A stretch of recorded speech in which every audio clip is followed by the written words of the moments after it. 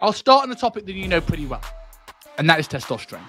Is it just a Western problem? What is happening to testosterone? That's a very relevant question. Is this just in the West? What are the countries that have the longest lifespan on record at the moment?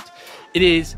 What happens when these guys come off cycle as well? They deflate, they balloon up with body fat. Well, is the stress of removing everything and not having anything in plastic again going to do you more harm? It's what are you willing to commit to, right? So some people might not be willing to commit to complete, total change in their life.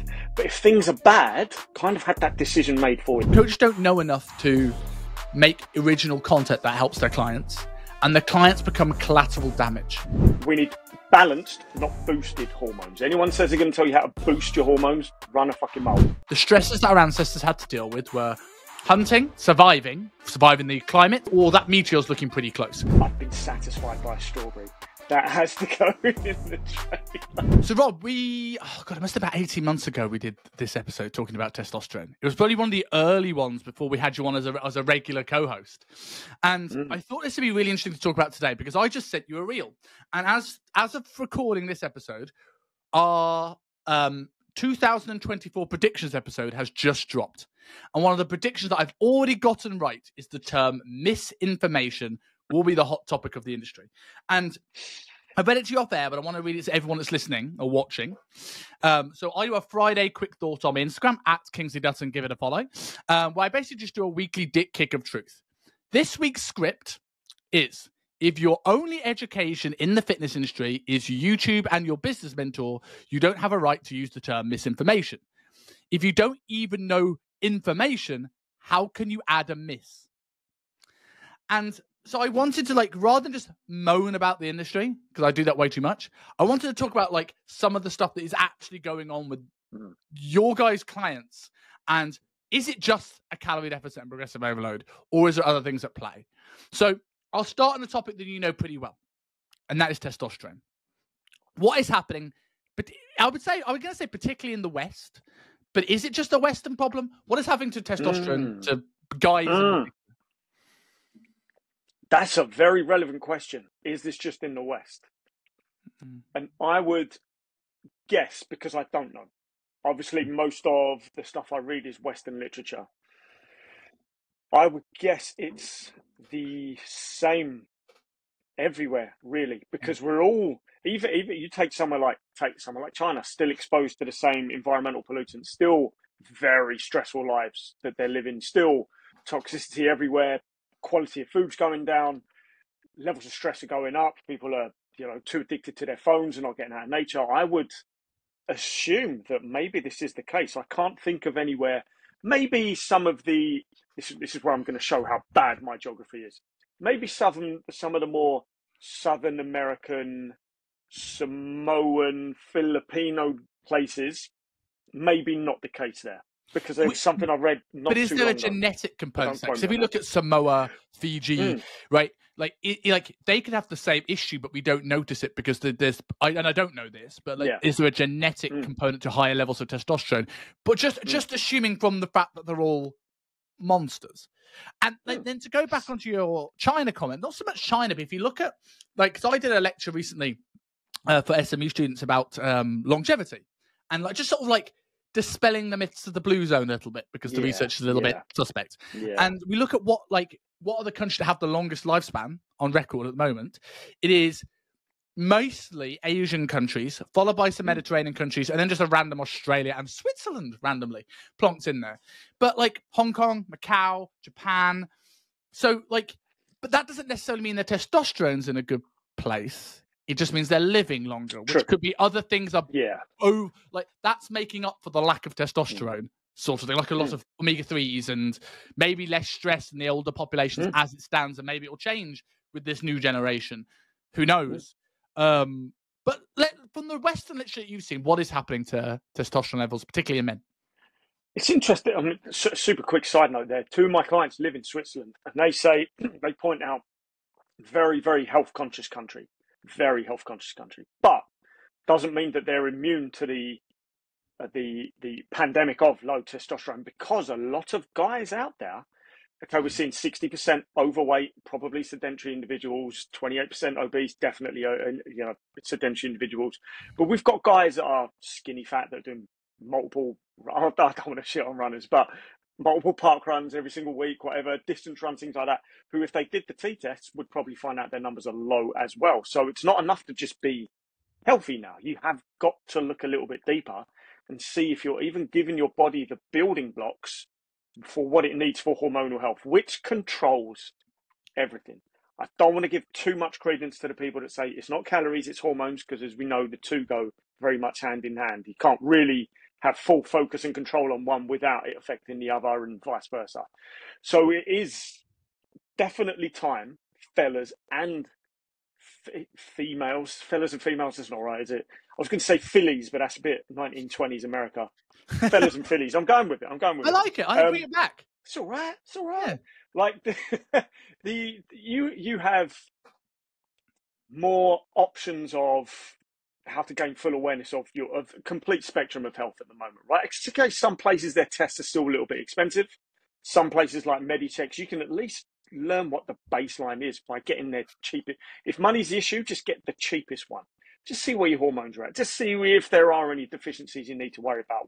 Or maybe go for a cortisol test, because that was the one that shocked me. That was the one that had been ravaging my body for 3 years straight, and I didn't even notice, because it's so easy to just get in this mindset of, I'm doing better than other people. I feel all right. So feeling all right isn't feeling amazing. Run me through that. Like what were you feeling? Like, was there any symptoms, and how did you find out? Yeah, symptoms were a sharp decrease in muscle mass. I'm going to do a post about this soon, because again, it's one of those things I don't think people talk about enough. I spoke about it yesterday. I called it roid shame. It's guys that have taken steroids, quite clearly taken steroids, but won't admit to that openly on social media. Yes, there's legality issues to that, but they won't even admit to it to people that they know, because they don't want us to go, oh, it's just steroids and it's not hard work and the eating and the sleep and everything else you've actually done to get that physique. So what happens when these guys come off cycle as well? They deflate, they balloon up with body fat as well. There's the symptoms of inflammation, there's all sorts of stuff, but you still don't see that either. When I was what I would class, and some may giggle, and that's fine, I'm giggling with you, at my most muscular a couple of years ago, and I've got a photo of myself in front of the mirror going, Jesus, how did I get to this? I was skinny kid, then I was skinny fat kid, then I was fat man, then I was super skinny shredded man, and now I'm pretty buff. This is cool. I don't look like that at all anymore. What had been happening was through through life stress, through my dog dying, through my dog getting run over, before anyone goes, oh, dog died.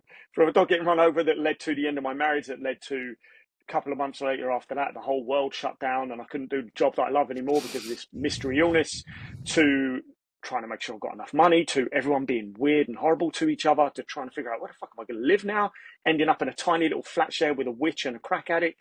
Like, it was a stressful time. I think we've spoken about that, haven't we? No, I mean, we're going to come back to the witch in a second. Another I think she put a curse on you. That's what it is. Another episode on lesson today's episode is beware of witches with curses. But what was happening at the same time, I was eating too much junk. Like, it was symptoms of depression had very much crept in. Wasn't really going out, wasn't socialising, even in the gaps between the lockdowns. Was, as I discovered on a receipt the other day, was ordering like 5 Papa Johns within like the space of a week. Like, I wasn't cooking for myself. In Clapham Junction, Battersea area, not the freshest air as well. So in terms of pollutants, just getting hit from every angle of stuff that can raise your estrogen, raise your cortisol, and lower your testosterone. And so over these 2 years, where I haven't really fully committed to trying to eliminate the stress as much as I can, what I then discovered was, through doing the test, that SHBG, sex hormone binding globulin, which is a carrier molecule, and most bodybuilders will know of this because it's the thing they're trying to decrease quite rapidly, carries the testosterone molecule around your body. If you've got the right amount of levels, then everything's fine. If you've got higher levels, then the testosterone can't detach from this molecule and it doesn't go to where it needs to in your system. But if you've got low levels, there's nothing. It's just as dangerous as having excessive high levels. In fact, there's more danger. And the things that can cause it mainly are excessive cortisol levels. There's even There's tumours. I haven't got a tumour. There's something called Cushing's disease, which is where your body produces way too much testosterone. I think we're going to find this becoming a bit more common with people as well. So you might be exercising like I was. You might still be getting some protein in like I was. I was still getting 15,000 steps a day. It just wasn't doing it in a direction where I was near anyone. So I was still ticking the boxes for health, but I wasn't giving my body the building blocks for not just testosterone. This is what we're going to talk about a bit more, but the precursors to testosterone. Because we've got a low testosterone epidemic at the moment. But if we zoom out and look a little bit further, that I'm pretty sure it will also show high estrogen, high cortisol, high levels of inflammation, low levels of pregnenolone, wrong conversion of progesterone, and low levels of DHEA. So suddenly it's not just a low testosterone pandemic, it's a hormonal clusterfuck, if you think about it. So now suddenly, you're quite right. Calorie deficit doesn't sound like enough to fix all that. Especially not calorie deficit while getting all the junk that the average obese male American man eats at the same time, but stick within your numbers and you'll lose weight. Yeah, well, that's the thing, right? Like, we look at what everyone's preaching in terms of calorie deficit. Like, calories, I'm not going to say deficit here, calories in general is going to be the biggest lever to pull in most health issues. If you want to improve thyroid output, you want to improve testosterone, one of the biggest things to do is eat more. And if you want to improve insulin management, the biggest thing to do is eat less. However, calories, like when we actually look at them the way a lot of the fitness industry talk about them, it is only referring to body composition. Yeah. We aren't talking about health. And we aren't talking about health, how that impacts body composition. So like it's a lot of, we have a lot of coaches now that are only caring about fat loss, and they're talking like obesity is to fix all of health. Where there's so many factors in here. And like the amount of videos I've seen of people talking about TDEE and then just got this like 60-70% BMR, and they just go, right, that's coma calories, let's move on to steps. And I'm like, there's 70% of someone's output. And that is going to be like 15 to 20% of that is the liver. We spoke about this in the toxins episode. So now, like going into excessive cortisol, the question with toxins, as we spoke about in that episode, is like, well, is the stress of removing everything and not having anything in plastic again going to do you more harm than the toxins themselves? Because it's so difficult these days. You know, I'm not going to do a Paul Saladin and I'll bring a coconut on an airplane. Do you see that reel? I saw that. I was like, hey, surely you can't get these things through customs. Maybe you can. But I didn't watch all of it because I bailed. How's he getting the water out of the coconut? Because he can't take a blade on the plane, can he? That's a really good point. I was like, hang on, this is a little bit 9/11 now. We're going to get hijacked airplanes from coconut. Like surely one plastic bottle won't kill you, Paul. Right? I'm a big fan, but like that's a clickbait reel if I've ever seen it. Yeah, but it's like I think so many people are quick to write this stuff off, and like we've spoken about the omega-3s, and you said low DHEA, right? So like inflammation, you mentioned. Things that people write off as like pseudoscience now, doesn't take much scratching to know these are very legitimate things. And it doesn't mean that calories aren't important. There's this tribalism of that it can only be one or the other. It's like, it can be both. It can be both. And you're quite right. I think most people would, if you really, really cared about your health, you would try and look under the surface of what's happening, you know, same as you would with your car. And I hate that I just said that because I hate the comparisons of cars and body. They're entirely separate things. I prefer fish tanks, but we'll get onto that another time. It's like, on that analogy, it's like if like someone said, your car's broken, your there's some damage with your engine, and your mechanic says, drive it less. Yeah. Right, that is not helpful. Yeah. Or the same as like, okay, it's completely fucked, but you'd notice at the petrol pump, there's a brand new toxin-free, unleaded, super fast absorption rate. It doesn't fucking matter. You've got four flat tires and you haven't changed your oil in 12 months. Like, you're looking at the wrong thing.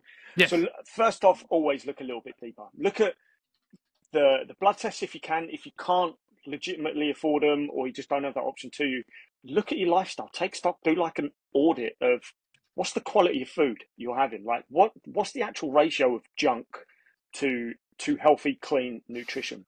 Are you hydrating? What's your sleep like? Where would you actually rate your stress? And try and do this on a daily basis.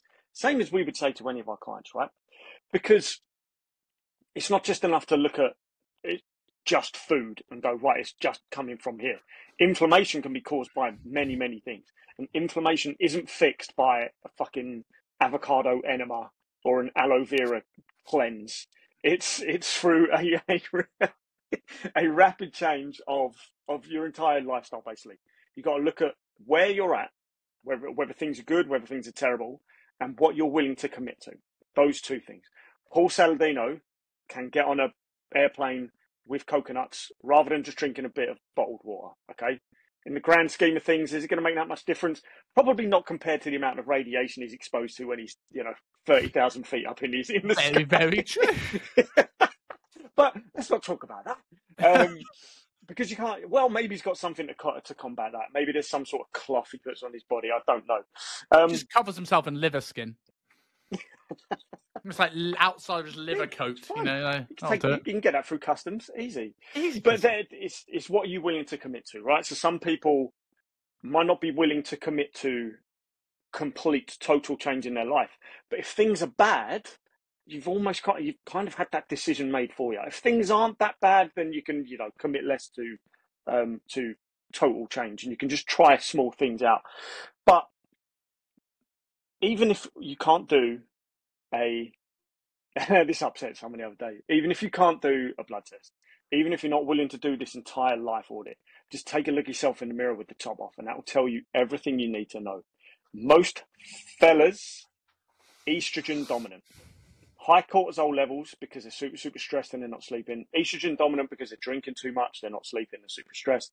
Problem is, cortisol's amazing. We need balanced cortisol levels. Agreed. We don't want constantly high. We don't want constantly low. It needs to do its natural flow of up and down. And constantly high will eventually lead to constantly low. And when you get to that point where your adrenals just say, "Nah, mate, you've pushed me too far."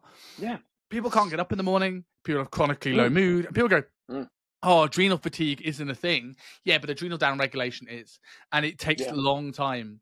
To correct that balance if you let that go too far. And it's not just solved by eating more food. No, it's not. When you're experiencing high levels of inflammation throughout the body, your body raises cortisol. Inflammation is just an immune response. Your body raises cortisol because cortisol can actually help decrease some of that inflammation.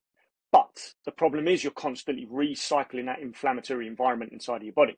Therefore, what you need, another hormone, progesterone, takes a hit. We need the right amount we need balanced, not boosted hormones. Anyone says they're going to tell you how to boost your hormones, run a fucking mile. We want balanced and optimized, not boosted. And the problem is, once you're constantly increasing your levels of cortisol, the progesterone that helps make loads of other hormones, including DHEA, which is one of your most calming, it's the ultimate stress management hormone for decreasing, stress and cortisol.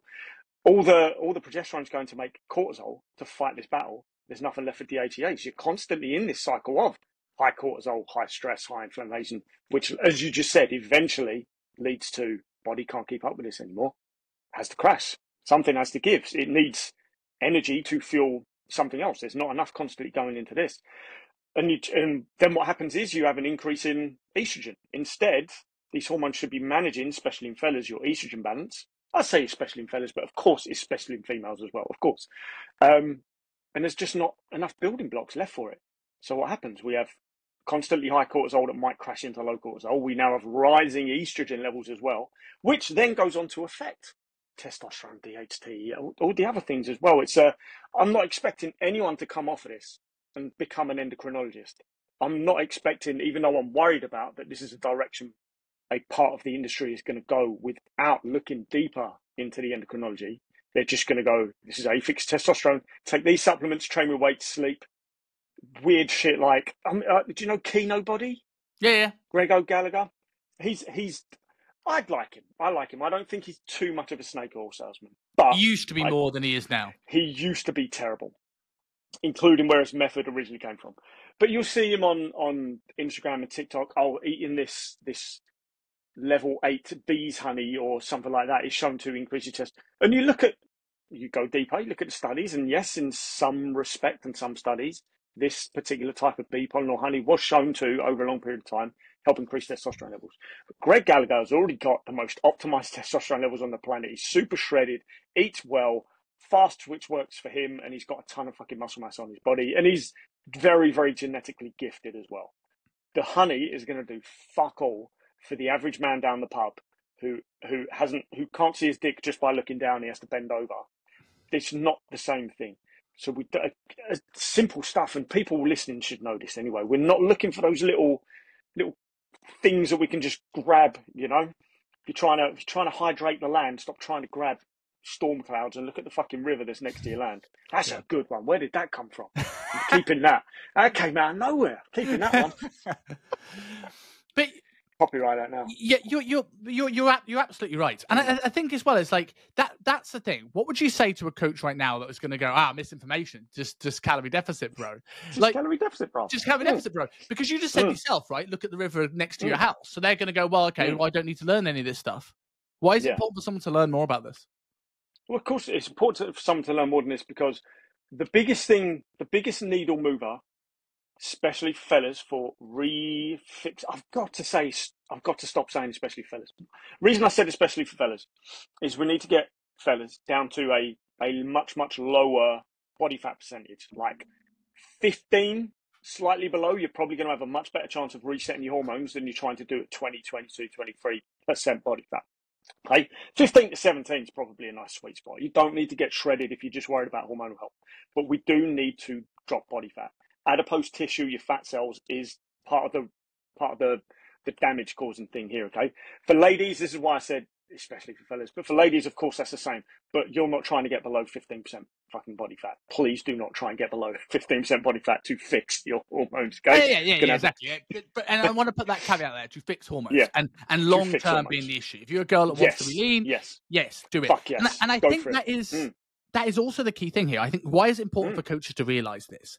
Like, even if they don't necessarily need to know endocrinology science to solve these issues, they need to learn a decent amount of what goes on in the hood to make sure they don't cause these issues. It's twofold of learning this. One is understanding the signs and symptoms of somebody with, let's use testosterone as an example, of low testosterone. So you know your diet isn't doing it, right? And I hold my hands up. Early on in my career, I made these mistakes. I had people that they got blood work and the testosterone crashed, and it might not have been directly my fault, but it was in part my fault because I didn't understand what was going on. I didn't understand the signs and symptoms, which massively smashed my confidence. So now I know what's going to happen. I know the symptoms of, okay, their energy's in the tank, right? The performance in the gym is dropping. They're not getting morning wood. The libido is low, right? These things are super important to make sure that you're not doing harm. The second reason why I think it's important for coaches to know this is to be able to explain it. So if you understand something at a deep level, you never really ever have to use it at a deep level, but it means that when a client is freaking out, and this could be anything, when a client is freaking out about scale weight, when the client's freaking out about lack of progress, when the client's freaking out, like we're doing a deep dive in SMMO about progress photos. And like we got the last lecture, we went through interpreting progress photos. So if other than just I see abs, like shadow underbellies, right? Where someone's arms sit as they're leaner compared to where they sit when they're bigger. Like if you can understand these things, you go, look, I know you're seeing that bit you don't like, but let me point out these few things here. This is a sign that progress is happening. And you need to be able to do the same about complex topics. Testosterone, cortisol, estrogen, progesterone. If you can understand it enough to explain it to a client, you're going to get so much more buy-in. I've had people retain with me because they feel like I understand stuff, that they're in safe hands. Yeah. I don't know how many clients feel in safe hands with their coach these days. And all the hormones and the pathways, everything I've already mentioned, how often do I use those words with my clients? Rarely. Absolutely rarely. But it pays dividends to know these things beyond just a calorie deficit, because you can put someone into a calorie deficit, they can lose weight. You can still create a hormonal imbalance and an inflammatory environment, especially with some of the methods people are doing now. And then if you don't know how to reverse that, that's when you end up buying into the Gary Breckers, the Paul Saladinos, the 78-hour water fasts and shit like that, because you don't actually know. So where are you going to get your information from? Whatever's been pummeled in front of your face. Yes, but I also agree that I also think people and again, this is partly their own fault, and they're playing the social media game very well. But I do think the Paul Saladino more than Brecker get unnecessary hate. Without doubt. And it brings back to that quick thought I quoted at the start. If you don't understand misinformation, how do you add a miss in front of it? Right? If we look at Paul Saladino, right, I can watch Paul Saladino and I can extract the good and ignore the rest. What we see now is that coaches that assume everything's through a calorie deficit I generally think, and this is going to sound harsh, that ego won't allow them to understand stuff. They don't put themselves in rooms where they could be wrong because we're in a generation now where everyone wants to have their balls tickled all the time, and they don't like it when they're not. That they've seen somebody else on social media criticize Paul Saladino, so I'm going to criticize Paul Saladino. Look at Eddie Abuse. Yeah. 90% of Eddie Abue's messages sound. Exactly. But if you go on Instagram, you'll see a reel of hate every single day, and it doesn't affect. It doesn't affect him. No, he's benefiting from this, and I don't think the coaches really dislike him either. They're just hopping on a trend because it's going to get them engagement. And this is the scary thing. The scary thing with this stuff is that coaches don't know. I said I wouldn't make this me moaning about this today, but I am. Coaches don't know enough to make original content that helps their clients, and the clients become collateral damage because your clients don't know who Eddie Abuse is, and you slamming people all the time puts them off your product. And if they do sign up, you don't know enough to help them. Yeah, mate, this is why, God bless him. This is why, partly, many other reasons as well. Partly why I'm not a big fan of James Smith, because the videos that made him famous, as consistent as he was and as good as those videos were, it just didn't sit right with me. It was too much moaning, too much criticizing, too much calling out, and not enough. Here's what you could actually do that's going to help you. And that doesn't mean I'm saying that he's not putting anything out there that can help people. Of course it flipping can. But if that's the message I'm getting, then other people are going to get that message. And that's a load of people that are never going to work with him. But you have to realize that you've got that on a scale with normal people that are not necessarily on Instagram looking for help. They're just on Instagram and seeing too many things. But when it comes to needing help, you might have put them off a long, long time ago because you're just coming across as a negative, jealous. There's pretty visible jealousy in a lot of these videos as well. And again, I don't really hear the fix being said at the time. There's the criticism, and then there's the most basic information. There's not really deeper explanations of why he's wrong or what you should focus on instead. It's just, I disagree with this message. He's stupid, and that's it. And okay, well, who did that help? You got extra likes, but you didn't get any clients out of it, though, did you? Of course not. So the industry helped create Eddie Abuse. Yes, he was around winning trophies way before the industry, but the industry created this era of Eddie Abuse online infamy, shall we call it? Yes. When the majority of information he is saying on a soundbite level isn't really wrong. Like, should you go for 2 eggs or a protein bar? Well, you're getting a fuck ton more nutrition out of the eggs. Of course you are. But there's obviously nuance to it. But we're not going to go down the Eddie Abuse route. No, but I will end on the Eddie Abuse thing. Do you think the Eddie Abuse craze has come about? I don't want to be necessarily too mean to Mr. Abuse. But because I don't want to join the bandwagon, but he's not always the brightest person when it comes to comebacks. He's also very aggressive and emotional with these comebacks. He also sounds probably dumber than he is. So people think it's an easy pop. And I find that less people criticize people with doctor in front of their name. Yeah. Like how many people who do video? If Paul Saladino said, I'm going to dedicate the next month to replying to every single person who reacts to my videos, how many people can hang with the Paul Saladino? Oh yeah. Like, I think it'd be hard. I'd give it a go, but I'm not claiming I would either. You know, so we are. I think there's an element of it is the equivalent of bullying the small fat ginger kid. Yeah, without doubt. And this really makes the industry look bad that we are doing that. Yeah, I said this to you not so long ago with a video you did. I said that's like taking a mick out of the special needs kid at school, because some of these more famous, figures in the industry who, again, I question what most of them do. Some of them, I think they're just making videos and maybe getting sponsorship deals. I never see anything to do with clients or who they're actually helping. But they're Don't worry, they'll have a super business mention famous, out soon, mate. yeah, probably will. So they're super algorithmic, if that's even a phrase. But it's giving more information to people than the videos that criticize, because they've got the bigger audiences. They're explaining their side a hell of a lot simpler, and there's actually and they don't. They're not famous from their criticisms of other people. They're famous from giving their information out in a very, very simple way. Whether that information's correct or slightly dodgy, they're giving it out in a very, very simple way for people to understand, and they're the people that need it most. And then when we come in with heavy, heavy criticism and jargon, because most of the industry doesn't really understand the science behind it, we're just putting off the people that need help. And if anything, we're creating... This is part of the biggest thing Adipose does, by then calling out the people who are calling him out.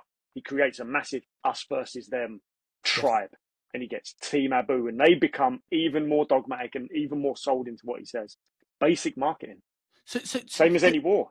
To bring this back to the testosterone thing, right? And to link it very much so, right? But we see a lot of the trends now, especially in the calories only trend. And I want to find out where this message stops becoming useful for this. I almost want to use this podcast to find this line and find where the middle ground actually is between calories versus hormones. Because, like, as I said, right, and I'll go into a bit here for people who have not watched previous episodes, I've gone into this in more detail, right? If we look at calorie surplus, there is going to be some negatives for calorie surplus, right? You potentially going to become more insulin resistant if you do it for long enough. You might find that you might increase inflammation if you spend too long in a deficit, especially if you start to gain quite a lot of body fat, right? Body fat off the adipose tissue also stores toxins. Make sure you might have more of a toxic load, which in turn will not impact the liver very for good. You might have cholesterol and lipid issues if you spend so long. Digestive issues if you've eaten too much food for long, especially when we're bulking, we're really pushing the food, right? So there's these negatives here, right? Of gaining fat is another one, right? But then we've got these positives: building muscle, increasing testosterone, increasing thyroid, right? If you flip that into a calorie deficit, right? What people think is the cure-all, right? We have losing body fat, dropping inflammation. That's good. Improving insulin sensitivity. That's really good, right? Potentially improved like cholesterol, lipids, potentially improved digestion, right? But you have more diet restriction. Whereas in the surplus, you have more flexibility. You have lower testosterone, lower thyroid. And I'm a very firm believer that before you start looking at supplementing iodine, increase someone's food if you want to help with the thyroid, right? Doesn't mean iodine supplementation is useless, by the way. It's just that, like, it's a thing that might support somebody in a deficit, but it's not. If someone's got Hashimoto's or Graves' disease, the first thing you're not going to do is going to go, here's some iodine, now have 1,000 calories. But I look at things like this, and I look at a lot of I'm glad I can't remember his name because I would have called him out. But you know the guy I'm talking about, right?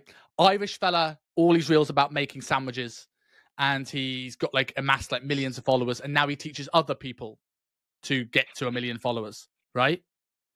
I know exactly what you mean. You know who I'm talking about, right? Yeah, I'm not saying his name, but I know what you mean. And you will see it. You will see every fitness coach do the same reels. It's here's my high protein, low carb custard cream egg dessert, or it's I hate cream eggs. So you love cream eggs, but you want a diet. Well, this is how to make your entire diet full of cream eggs and this sort of thing. At what point do you think some of these recipes are doing more harm than good? That's the question I'm essentially asking. Is at what point is you're in a calorie deficit, but you've removed so far from nutrition? Because we'll see people in the reverse of Eddie Abu slamming eggs. We'll get people going, and I've seen it, cut eggs out your diet, they're too calorie dense. Have my we saw chocolate egg granola instead. We saw. Where does that become counterintuitive? Where's that line? I could not believe that. Yeah, where is the line between nutrition, nutrients, when it comes to these hormones and calories, in your opinion? That's what the industry seems to be forgetting. This could be the argument of, well, I didn't learn this on my level 3 PT course isn't enough anymore, because you've got the internet, you've got the free internet at your fingertips to learn absolutely everything that you would ever possibly need to learn, right? It's all free. Or you could fast track it and pay and learn from someone. There's just no excuse anymore. And I think a lot of it is coming from people that found their way to be an online coach with zero qualification to begin with anyway, but still, same thing. You should be able to learn this stuff regardless whether you're educated or qualified or not. And the focus on ease and fun over nutrition, over nutrients, is a massive cause of all the damage. Because if you look a little bit deeper, we're creating disordered eating. Not an eating disorder, but disordered eating. Because now you're telling your clients that it doesn't matter what you eat. As long as you get your protein levels, you can eat all these different fake away recipes that are very, very low in nutrition. So cool, you've just made an air fryer kebab, fantastic. You've made a flipping deep fried in coconut oil fucking wrap burrito cunt thing. I don't know, because as soon as I see these clowns, I switch off, right? Whatever the hell. But I've been down this route. When I went into the if it fits your macros craze, fantastic. I could eat whatever the fuck I want. And then you realize you can't eat whatever the fuck you want, but you can make these lower calorie versions of whatever the fuck you want. Protein frosting. Yeah, that's a fun thing to do on a Sunday morning. Well, that's a key point as well, right? You talked about cortisol earlier on, right? And how we need cortisol, but the problem is that whereas before, and I hate ancestor comparisons, but it's fair, right?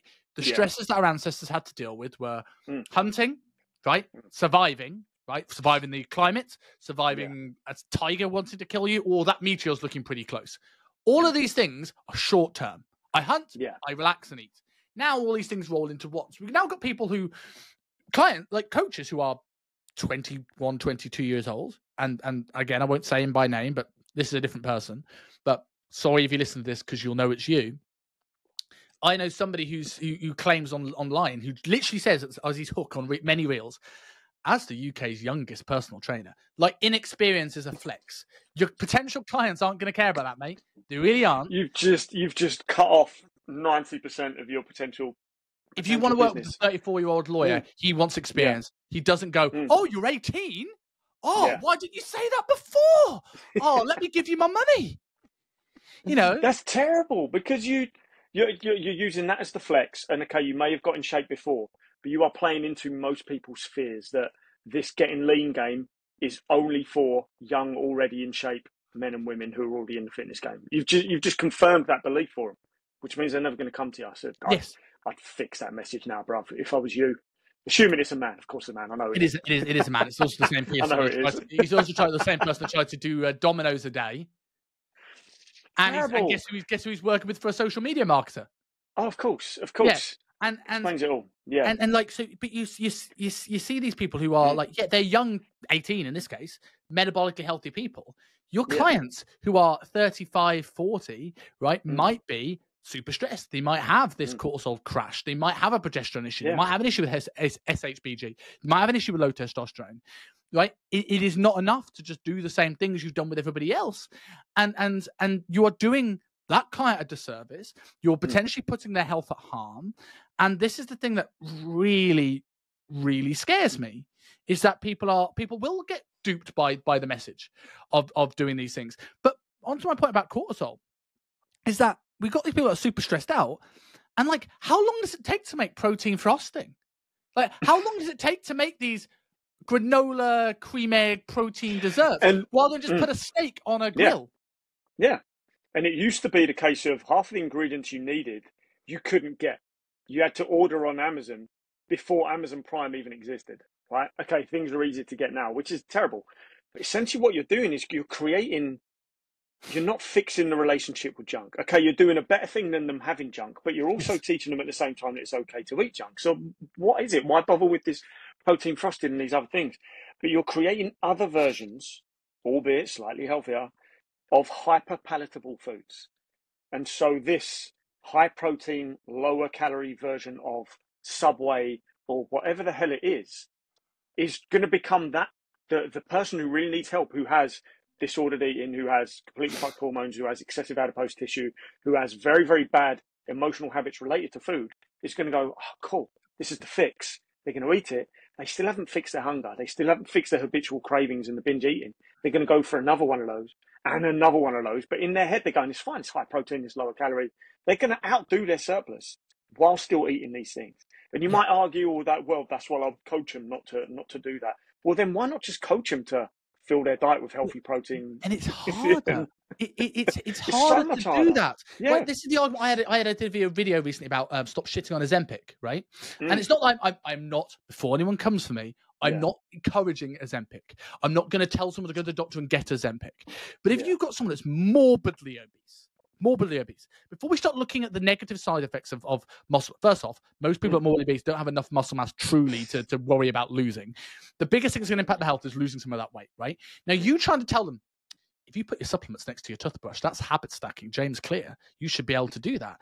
And like, they are like, I don't care, I'm hungry. And that's all their brain's thinking. If I can give them something that allows you to calm their hunger, they might be more receptive to some of the back end stuff that now might help them in the future. Food volume. Yeah. And I think food boredom is a skill and an important skill. I know this sounds mad because everyone wants to make food like taste sensation.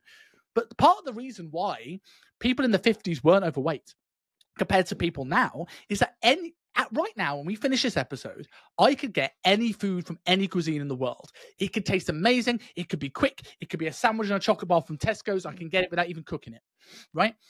And when we look at back 50, 60 years ago, these element people didn't overeat on calories because not only were there more voluminous foods that filled us up, but there's an element of, this is why when you look at research of long-term weight loss, people who eat the same thing every day tend to lose weight for longer. Why? Because they're a bit bored of their food. If I've eaten steak and potatoes and vegetables, I might like the first little bit of it, but after a while, I'm like, it's the same. If everything was amazing, like an orgasm in my mouth, I would keep eating this beyond my calorie range. So, as you said, we've not fixed those cravings. They're going to want more because a little bit of food boredom, like teaching someone hunger is okay. This is why fasting isn't terrible, because the biggest thing I've got from long-term fasting, we can talk about autophagy, and again, autophagy, essentially, it's if you do it's like creatine loading. Autophagy is like creatine loading. You could creatine load for a week and get creatine into your system quicker and get maybe an extra week of benefit, right? So it's not a negative thing. It just doesn't really make that much difference having 5 grams a day and getting it in your system over 2-3 weeks. Yeah. Autophagy, you could do it with a fast in a couple of days, or you could do it in a deficit in a couple of weeks. Take your pick, right? Yeah. But it like long-term fast, like you go, oh, I'm hungry. It's fine. It's okay. Like you were sad and now you're happy, and you are happy and now you're sad. Hunger will vanish. And I think these are skills that coaches aren't utilizing now because they are younger coaches in particular. And this may sound like an old man, but locked into this. They have an instant gratification generation. Yeah. And so rather than lean into this, maybe leaning out is the way forward. Or maybe I'm just an old fart doesn't know what the fuck he's talking about. That was exactly what I was going to say. It's almost we've got fearful of hunger. And I've seen promotion of, on this diet, you'll never get hungry. Well, that to me says that it's either not fixing leptin and ghrelin levels, or it's not really much of a calorie deficit whatsoever. And you're never going to go beyond maybe your first 5 kilos, right? Hunger is very, very important, and a good marker of if you are in a deficit or not. How do you think we measured deficits 50 years ago? We didn't have MyFitnessPal and things like that. Hunger was one of the most important things, and without going too deep into it again, if you can optimize and balance your leptin and ghrelin levels, you've probably got a much greater chance of fixing all the others. But again, it's not just calorie deficit, and it's certainly not calorie deficit with the inclusion of hyperpalatable and inflammatory foods and environments as well, not just the food, your environments as well. But on that, because there's a lot of people that say inflammatory foods is misinformation. Sure. So what's the truth there? Well, the truth is looking at your entire environment, sedentary lifestyles, toxins, pollutants, and toxins is such a, bastardized word, but it's a real thing. In fact, I've probably got it saved in my favourites. One of my favourite Poliquin articles of all time. This is the stuff I don't really hear. So, some Poliquin stuff less relevant now. This, I don't believe so at all. BPA, which we know, in your reusable plastic bottles, your kids, I love this, and this is Poliquin's words, kids' sippy cups. Imagine, just picture him saying that. The lining of food cans, parabens, which are in your cosmetics, your shampoos, phthalates, which are in scented fucking candles, air fresheners, obviously soy, which will cause, a bit of an argument. What will cause an even bigger argument is the estrogens in beer, statins, all sorts of stuff. There's so many things that can cause inflammation. And that's the key point, is the amount of them rather than individual ones. Because what we'll see is that someone like Lane Norton, and I like Lane, but a lot of criticism that I have of Lane Norton is, you go, right, there's a human randomized control trial where we gave people over 6 weeks, which isn't long enough to see what the impact is for a start. Plastic bottles versus glass bottles. And then we looked at liver values, for example, right? And there was no difference. And okay, let's put aside that short-term study, right? But even if that was conclusive, that BPA in your plastic bottles isn't anything to worry about. But let's say there's a 1%, right? So not really important. I'm not going to tell people to stop with plastic bottles. And this is where people go, no, I'm not going to tell people to do this. This is misinformation. Cool, right. Then we've got the stuff on our hair products. It's another 1%. Then we've got the stuff on our cans, another 1%. Then we've got stuff from our factories, another 1%. Then they've got stuff pumped in the air, another 1%. And like, this is the stuff we're not looking at. A lot of the research, because by design, and rightly so by design, we are testing either this one thing. We want to control every other variable so we can test one thing. Yeah. But it does mean that we never get any research on what the combination of these things do. Because it wouldn't be good research. So very true. If we have 500 toxins in the air, and they all create 1% of a negative impact, that's a 500% negative impact on your health. Yeah. And this is the danger of not knowing a little bit about this stuff. I don't know everything about the liver and toxins. I know my fair share, but I know enough, and I'm learning more considerably by the day, like to know that, like, look, can I remove some of these things? Can it be helpful? Or if I can't, understand that if we use that stress cup analogy, I might need to remove some other things in the cup to make up for the fact that there is is part full before he even started. Yeah. Yeah. And not most people know. To fix your health issues, it's fairly obvious the main needle movers that can help you do that. Most people know they probably should move a little bit more. They contemplate going to the gym, but they don't necessarily know the optimal program to follow. They might just end up in an exercise class or something like that. People will go to Weight Watchers, Slimming World, and learn a little bit more about healthier foods and tracking your weight, things like that. Like, all the information's out there. I think it's rare that someone doesn't actually know, but they're not necessarily in the decision-making stage to do something about it, right? So most people will know they've probably got to cut down on the booze a little bit. They've got to cut down on the junk food a little bit because of the health issues that can be related to it, because of the lack of nutrition in there, because there's healthier, better foods that will help you fix everything beyond calorie deficit. But when you've then got someone trying to enable those old habits and keep them in their life, you're just making it much, much harder for them to do. You're creating more confusion, and you're never going to help them move away from this negative environment they're in, both physically and emotionally as well, because your physical health is tied to your emotional health and vice versa, and your self-worth as well. And therefore, what's going to happen by the end of it? More people, when there's more personal trainers and more access to personal trainers because of online than ever, we're still seeing heart disease going up. We're still seeing obesity rising. We're still seeing depression rising. So obviously what we're doing isn't fixing any of this stuff, when we are, sadly, not the most important thing in fixing these issues, but we're the most easily accessible. Because near enough every gym has got a bunch of PT, every town has got a bunch of PTs and a bunch of online coaches and things in it. And we're the ones that are so obsessed with our message going viral on social media. We're the people that someone who needs help comes across first before the doctors or the actual medical experts or the endocrinologists, because they're too busy working with clients. They're too busy. 100%. And like, if there's something to leave this with here, right? And I think you summed up the responsibility we should have as coaches very well. Yeah. But like, for the coaches who are putting out content like this, who have been very lean, this will resonate a chord with you. And for the coaches who are putting this message out, trying to get clients very, very lean, who have never been very, very lean, then this is something that's new to you, which it shouldn't be. and you all experience this, right? When you go on a diet, at the start of the diet, the thought of dark chocolate and raspberries is bitter, right? You're like, oh. At the end of your diet, you look forward to that bit of dark chocolate the most. It's so sweet. Yeah, man. Right? How much does that your taste change when you get into that routine? Right? So in that situation there, am I more likely to want to go and binge on donuts? Like, I'm not, because I have taste for things that now I can be satisfied by a strawberry, right? Yeah. And it sounds silly, but it's so true. And this has come from restriction. And then we look at things like Slimming World, Weight Watchers. One of my wife's best friends has just lost a lot of weight with Slimming World. She does it quite a lot, amazing, right?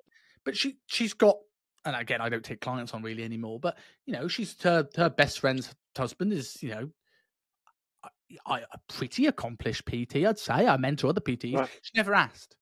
What does that say about the fitness industry? That people are choosing not to go and get a personal trainer, but are choosing to go to Weight Watchers and Slimming World. It suggests, one, there's a lack of trust in the industry, but also there's an element of, well, I know that it's going to be complicated to go to a personal trainer. Whereas if I go to Slimming World, it is easy.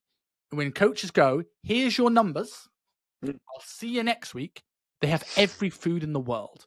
So if you could create something that is simple, and you could package something up, whether that is a meal plan structure or whatever else, so they just eat the same thing every day. We've told you why that benefits you earlier on in this show. And if you can do that, then that becomes their break glass and emergency diet. The problem with these fancy recipes, that's great when someone's motivated. And I see most 95% of coaches that I work with are great at having clients lose first 5 kilos, can't get them to lose the last 5. Because when the initial motivation is gone, they have nothing, right? And if you've got someone that they requires so much effort just to keep this diet going, what happens when someone gets sick in the family? What happens when work picks up? What happens when they go on holiday? They fall back onto their old routines. Whereas you can make it so simple just to go, here is my basic diet that I follow. They fall back onto this. And then you might have more, rather than toxins and stress management being this complicated tip of the iceberg that's overwhelming. We've now got this baseline. We're not thinking about food anymore. Right, okay, now let's start looking at some of the stuff in your life. It's a much better conversation when so much of your decision fatigue is taken up by creating chocolate orange cream egg granola bars that taste so good you're going to eat through them all in one day and then go, shit, now I've got to create another batch and I've blown my calories for the day. Super quickly, in terms of the trailer for this advert, you have to use the clip, I've been satisfied by a strawberry. That has to go in the trailer. Oh, I will let Graphic know.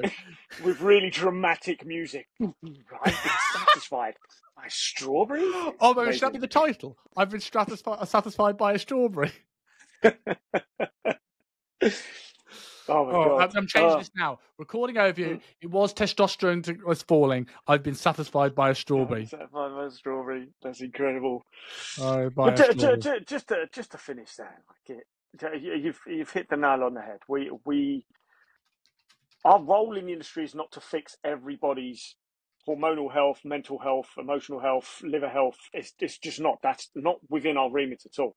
Our industry exists to help people, as soft and basic as it sounds, to build the right habits that will enable them to fix all those things through proper nutrition, through proper meal structure, through habitual change and right type of exercise that helps them get towards whatever their goal is.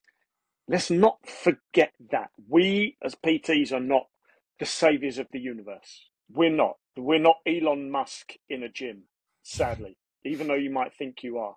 We're not. We are helping people change their lives. We are not out here saving lives or anything like that. We're helping people move from this very, very negative environment to a slightly more positive one, to hopefully a much, much more positive one where they won't need us anymore. Exactly. So for people that want to learn more about you, because I know you're putting some free stuff out soon for regards to all this stuff, where are people finding you?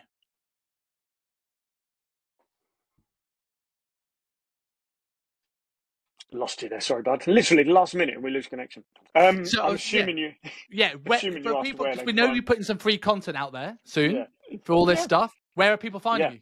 Some freebies that are going to help you enact that basic change, basically, and hopefully lose your first 5 kilos without needing to jump on with me. And then when you weren't getting to the next level, hi, I'm here, I can help.